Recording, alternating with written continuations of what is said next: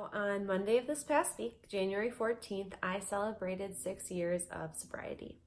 So in honor of that, I wanted to share a little bit about my recovery journey with all of you. So January 2013, I made the decision to enroll in Mayo Clinic's 30-day inpatient treatment program in Rochester, Minnesota.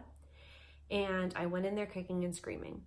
I didn't want to be there. I was scared. I was nervous. I didn't want to look at myself in the mirror. And most of all, I really didn't want to give up doing drugs. Giving up drinking was kind of what I went to treatment for because I blacked out a lot. I had no control when I started drinking. So I thought, okay, if I can learn to stop drinking or get it under control and still do drugs, I'll be just fine. So I went in there with that mentality and things quickly turned around. As I started hearing other people's stories and looking at my life and the choices that I'd made, the secrets that I had, the lies that I told, and how unhappy I was, I realized that if I didn't make the change myself, it wasn't going to happen. No one was there to do it for me. It was 100% in my hands. So the first thing I did was delete all of my social media accounts. Before I enrolled, I didn't really tell anybody where I was going. I was sort of nervous that I was going to fail, and if a lot of people knew, then they would know I failed, or maybe they would judge me. I had a lot of nerves around that, so I just kind of one day up and left and went to treatment, and my social media accounts came down. My phone number changed. I deleted pretty much every contact out of my phone book because I knew I needed to make a change for myself. And if I continued down the same journey with the same people, I was going to make the same mistakes. And not to say it was anyone's fault but my own, and anyone's choices but my own, because I have a lot of great friends, a lot of those that I no longer really spend time with or see since getting into recovery. But I just needed to start to form my own identity and not base who I was off of who I had been in the past, because if I was the person I'd been in the past, I wasn't going to be sober.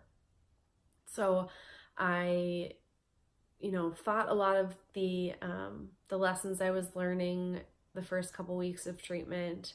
I was really apprehensive to say that I had a drug problem because I wanted to leave and still do drugs. But finally, my counselor called me out in front of everyone in group and had me admit that there was really more to my addiction than just alcohol.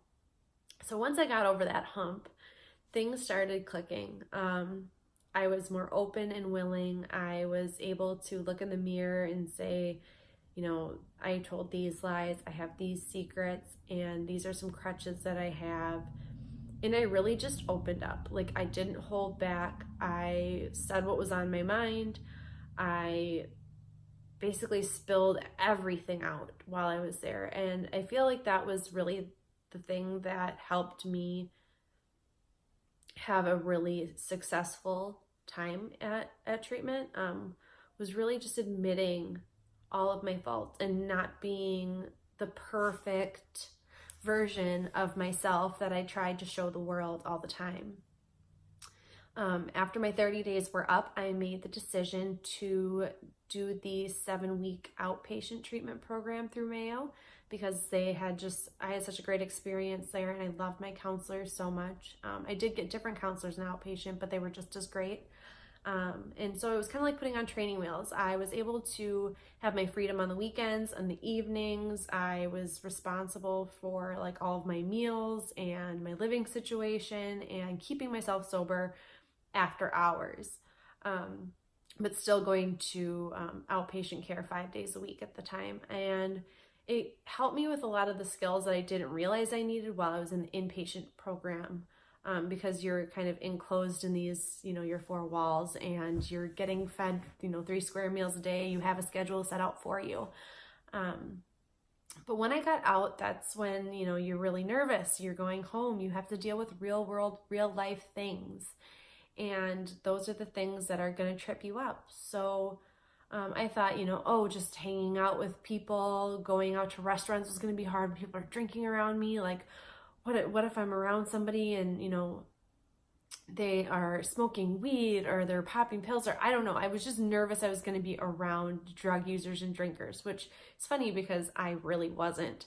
What really was hard was when the real world stuff, like really traumatic, really emotional things start happening. So about 4 months after I got out of treatment, I found out I was pregnant with my now husband, but then boyfriend, and it was not planned, and we were excited and nervous, and everything was going to be changing, and I was really grateful that I was sober because this kid was going to be perfect. Then my grandma went into the nursing home. My grandma was my favorite person on the planet Earth. She was my nanny growing up. She was the nicest, sweetest, most amazing person I'd ever met. I loved her more than I think I've loved anyone or anything in this world. And when she went into the nursing home, she was 92, but I was still confident she was going to live to be 102. But then a few weeks later, she gets put into hospice care. And the day she gets put into hospice care, I lose my baby. And my world started crumbling around me. Even though everything was falling apart, all the things that I was excited about and loved in my life, they seemed to be going sideways.